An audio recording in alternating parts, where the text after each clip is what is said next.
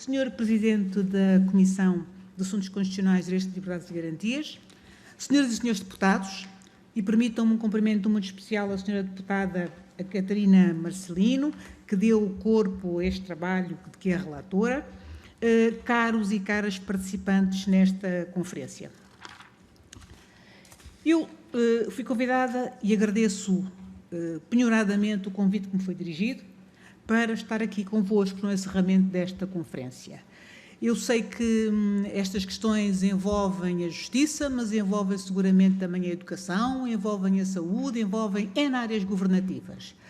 Tenho a percepção de que estou aqui porque me interesso por estas matérias, mas sobretudo porque sou não uma afrodescendente, mas uma mulher africana que tem nacionalidade portuguesa, que vive em Portugal há muito tempo e que ocupa em Portugal um cargo, eu diria, que não faz parte daquilo que é o elenco normal dos cargos e das profissões que são reservadas para pessoas africanas e afrodescendentes.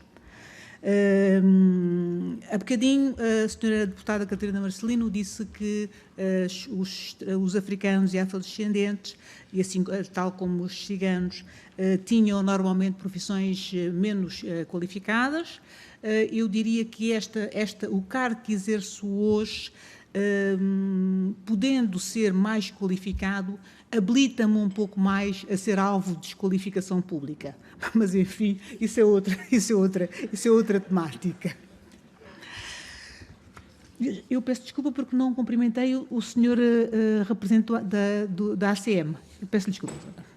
Ora bem, pensar, ponderar e analisar e, acima de tudo, fazer estudos sobre os fenómenos do racismo, da xenofobia e da discriminação étnico-racial em Portugal é uma necessidade absolutamente imperiosa de uma sociedade que cresceu e que se diversificou no plano étnico, no plano racial e no plano cultural. E é por isso que eu felicito vivamente a primeira Comissão, e em particular a Subcomissão para a Igualdade e Não Discriminação, por esta iniciativa tão feliz e tão oportuna. Tenho a percepção de que sem informação obtida através de estudos, de inquéritos, de análises aprofundadas e análises sérias sobre estas temáticas, nós nunca chegaremos a conhecê-las na sua dimensão integral, sendo incontornável que estes fenómenos existem e que atravessam transversalmente todos os estratos da nossa sociedade.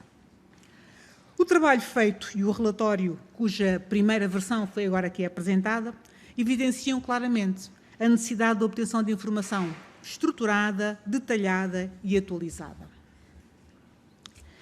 É redutor e pode ser indutor de erros sérios que cada um de nós funde a sua opinião apenas em percepções e na análise da realidade que conhece e que é necessariamente limitada.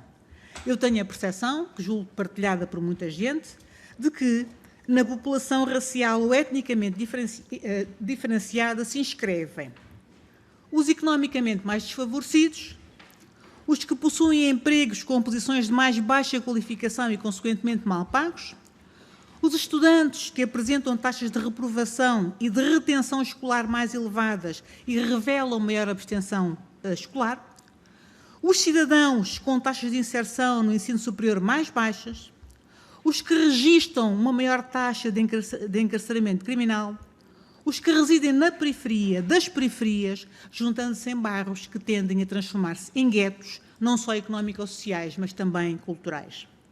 E eu tenho, de igual modo, a percepção de que essa realidade não é idêntica e não é homogénea relativamente às comunidades étnico-raciais que residem em Portugal.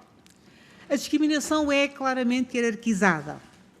Eu diria que existirão uns que estão mais no final da cadeia do que outros. E entre esses que estão mais no final da cadeia, eu inscreveria as comunidades afrodescendentes e as comunidades ciganas. Mas pergunto-me a mim própria, será esta uma percepção correta ou ela resultará tão só do desconhecimento sobre a vivência mais cotidiana destas comunidades? E o que é que se passa em Portugal relativamente à islamofobia e ao antissemitismo? Qual é a medida da sua existência e que repercussões tem na sociedade portuguesa? A verdade é que eu não gosto de emitir juízos com base em percepções, Confie em factos e não simpatize muito com presunções. Também por essa razão eu me regozijo com a promoção desta iniciativa, com o trabalho que originou este relatório, que hoje foi aqui apresentado, e mais me regozijo pela circunstância deste trabalho da iniciativa a partir daqui do Parlamento e dos eleitos do povo. Sobre as temáticas da discriminação racial, da xenofobia, tendeu a cair durante muito tempo um enorme manto de silêncio.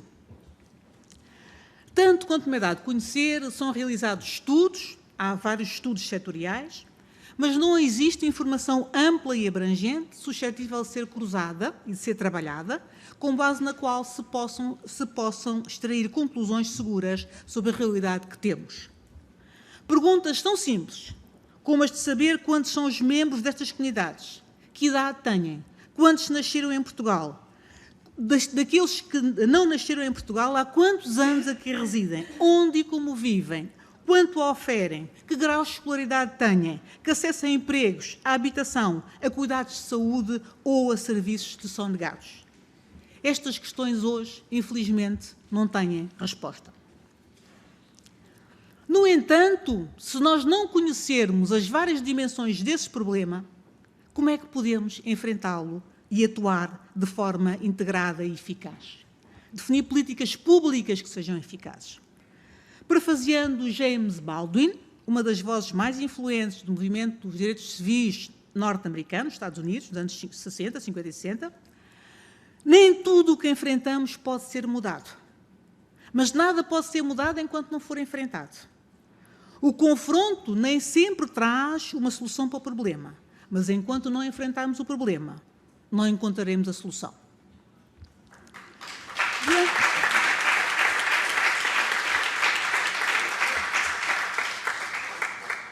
Durante décadas, apregoar a inexistência de discriminação etnorracial na sociedade portuguesa tornou-se quase um lugar comum. Só que a repetição incessante dessa ideia, infelizmente, não teve a virtualidade de a converter em verdadeira. E a maior expressão do preconceito racial consiste precisamente na negação do preconceito. Porque, se, como escreveu Sofia de Mello Brandner, vemos, ouvimos e lemos, não podemos ignorar, eu, falando na primeira pessoa, acrescentaria que, para além de ver, de ouvir e de ler, também sentimos. E sentimos, sobretudo, que essa ideia de inexistência de fenómenos racistas na sociedade portuguesa foi paulatinamente perdendo solidez. E um número não discipliente de pessoas passou então a acreditar, na sequência de uma corrente de pensamento que emerge já do século XIX, que a escola, que o conhecimento e que a cultura se encarregariam de resolver a questão. Bastaria esperar pelo decurso do tempo, bastaria esperar pela emergência de novas gerações que, progressivamente mais escolarizadas, teriam necessariamente uma abordagem e um estar diferenciado e eminentemente inclusivo. É verdade que importa acreditar na educação e na escolarização como fatores de progresso, mas a verdade é que não há evidência de que essa seja uma solução para os problemas deste tipo de discriminação nas nossas sociedades. Ninguém duvida que hoje, em Portugal, e não só em Portugal, mas também na Europa, a população, essencialmente a população, as camadas mais jovens, alcançaram graus de escolarização muito superiores às gerações que as precederam. E a pergunta que eu coloco é, mas esse facto determinou que tivesse diminuído, por exemplo, o discurso de ódio ou a reação perante a diferença racial ou étnica? E eu responderia que não. Infelizmente, não. Pelo contrário. Parece que no século XXI se refundou um discurso de ódio ao diferente com o óbvio recrudescimento das sociedades racistas e xenófobas. Eu diria que isso acontece, por vezes, com uma pretensa caução intelectual, como foi já aqui referido pelo Sr. Presidente da Primeira Comissão, como nós vimos recentemente com um artigo publicado no Público, aquele a que o Sr. Presidente aludiu. Eu diria que nesse artigo só faltaria dizer que a população do bairro da Jamaica, embora tenha disponíveis casas na Lapa para ocupar imediatamente, não as quer ocupar. Embora tenha...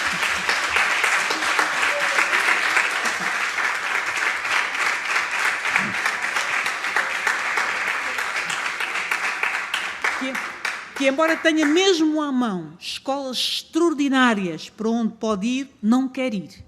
E embora essa população tenha também empregos extraordinários e muito bem remunerados, não os quer aceitar nem ocupar. E é essa constatação que conduz à conclusão de que, relativamente a estas temáticas, infelizmente, a educação, o conhecimento e a cultura não consubstanciam a magia do Santo Graal. Um grau de escolaridade mais elevado pode tornar as reações mais subtis, menos primárias ou menos grosseiras, mas não tem a faculdade de as eliminar. Quantas e quantas vezes ouvimos, proferidas pelas pessoas mais diversas e diferenciadas: eu não sou racista, mas... Sendo certo que após a adversativa se segue um comentário que normalmente exemplifica ou demonstra um qualquer estereótipo negativo que marca a diferença entre nós e os outros. Inúmeras pessoas afirmarão também, sem hesitar, a discriminação racial, o racismo é estúpido. Mas, no entanto, algumas dessas pessoas provavelmente não admitirão, nem sequer perante elas próprias, que a diferença os incomoda ou mesmo que lhes causa aversão e lhes determina reações hostis.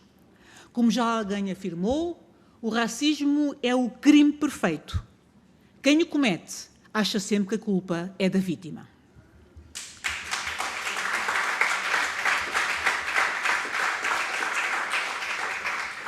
Relativamente a estes fenómenos, não existe uma solução ou a solução.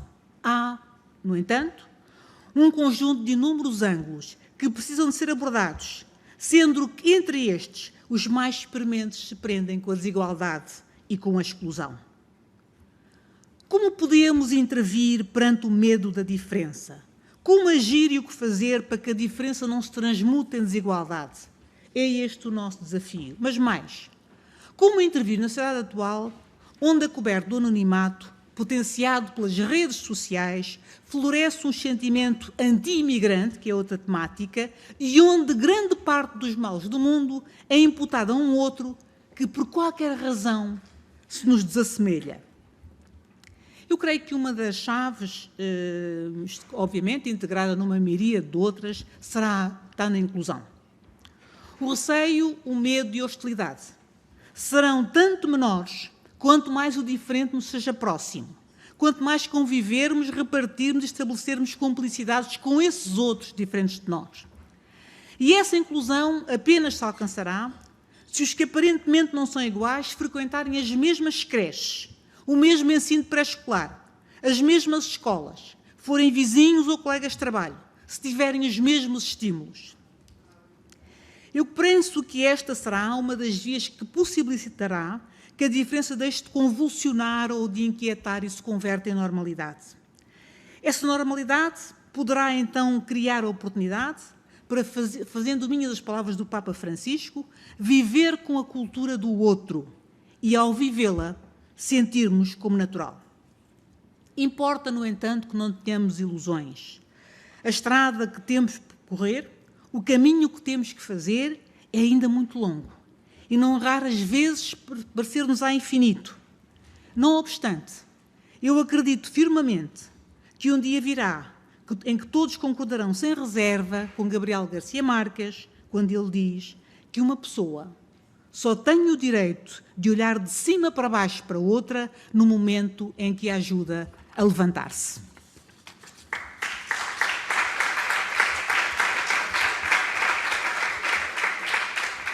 Nós precisamos de construir sobre bons valores partilhados e ver na diversidade não uma ameaça, mas antes uma riqueza. Portugal não merece, nem espera de nós, outra atitude.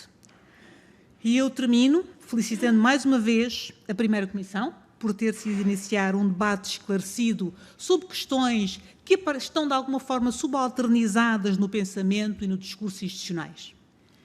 E nesta matéria, eu diria que a recusa de ver O negacionismo e a persistência na desvalorização do fenómeno só podem conduzir ao desastre e à radicalização de posições. Muito obrigada.